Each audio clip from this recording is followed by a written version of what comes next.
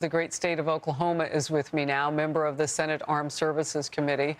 And welcome. I'm curious, what role did your experience with Charlie Kirk play in your leadership world of politics? I mean, I call him an icon of conservatives, and he was certainly becoming a big name.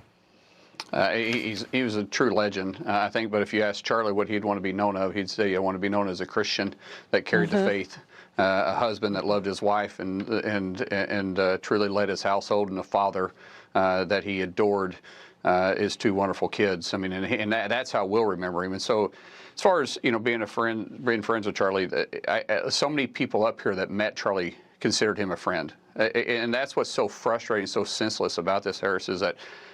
Why were you intimidated with Charlie? What did he do? He wasn't a lawmaker. He didn't make laws. He actually gave those that opposed his views an opportunity, a platform, and he went to their backyard and gave them the mic. And he didn't belittle you. He wasn't condescending. He didn't speak with hate. He spoke with love, and he would debate you from the biblical perspective and quote scriptures better than a pastor. He could talk about the political history in this country and talk about the founding fathers or the Constitution, the Bill of Rights, and he would do it with facts and no emotions. And so why would somebody want to take away that voice to the Gen Zs? Why would they hate what he had to say so much that they felt like they had to rob Erica of a loving husband and their two children of a loving dad? And that's what's hard to grip. And I've said this, Harris, I've dealt with a lot of death in my time. But this one hurts. And it hurts because it was absolutely senseless. And I think that's why, be it from the left or the right, are all shaken up by this, because it was so senseless.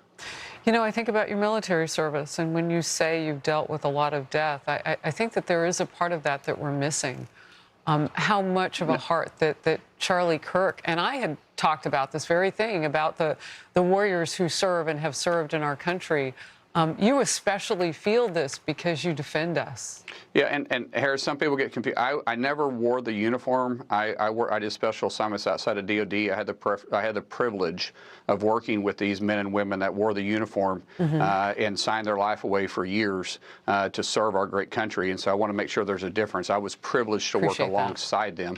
And I think all of us that have had the time to deal with death understand how senseless this is, because those that signed up and those that defend the Constitution fought for the people to have the right to have open debate, which is what Charlie, and literally he embodied that. He was the one that restored the open debate and sometimes hostile areas, and he did it with love.